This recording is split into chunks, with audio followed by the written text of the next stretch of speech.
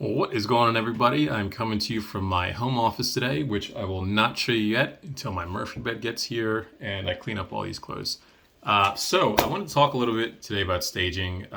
This is right on the front of my mind because I've been doing a lot of beautifying stuff and installing closet organizers and actually sending checks to staging companies this week. So we listed two duplexes that in the past, about 3-4 weeks ago. We put two duplexes on the market in a part of West Philly. They were very similar to each other. One was 3-story, one was 2-story with a finished basement. So the total finished space, they had a lot of similarities. Total finished space was about the same.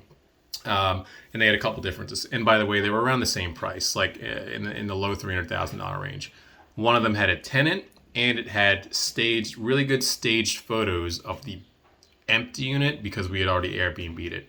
So when we put it online, got a ton of activity, got a bunch of showings. We ended up having 2 offers and selling it or putting it under contract. It didn't close for $15,000-ish, somewhere around there, over asking price. The other duplex, mind you, a couple blocks away from it, I actually thought it may have been a better deal for a homeowner looking to house hack because it had a really big unit upstairs. The first duplex had a 2-bedroom. This had a 3-bedroom, 2-bathroom. So if someone was looking to live and have their mortgage get paid, the numbers made more sense. However, that place was only 90-95% done. We jumped the gun a little bit because I wanted to see if we could get an offer quick, or otherwise we were going to rehab it.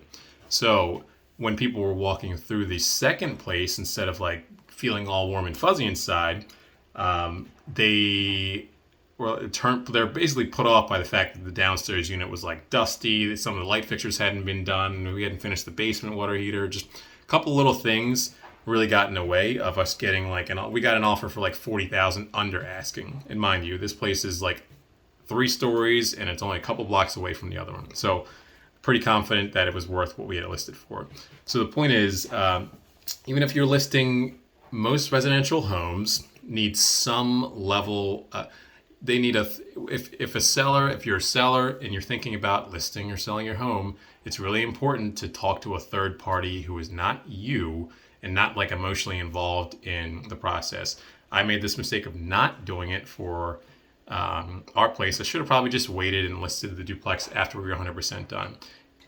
Even if you're not fully staging a property and paying, I just sent a check just now for $3,300 to stage this house we're coming up, which is way more than I ever want to pay for, because when you're sitting looking at a rehab budget, that's a ton of money that most of the time you think, oh, I don't want to spend that. So, but it's very important to spend that. Even if you're living in a house and you're paying a consultant $100 or $200 to come in and tell you, hey, you need to repaint these walls, you need to take all your pictures of your family down, so that when a homeowner walks in, they're going to feel good and see themselves living in the house and pay the most amount of money.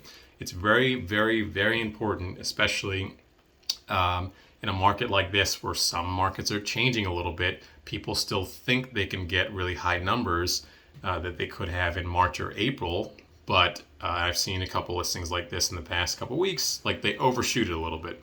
So really important to make sure you keep that in mind.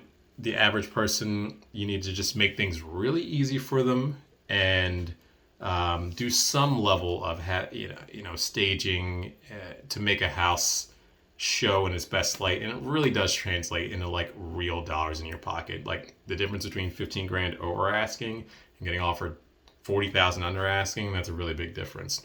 The net number will be smaller than that, I'm sure, if we sold this second one, but even if it's $5,000 or $10,000 for spending $1,000 or $2,000, very worth it. So thanks again for watching. Going to be making more videos later this week about putting flowers in front of my house, which is something I've never done in my life. So stay tuned, doing that tomorrow.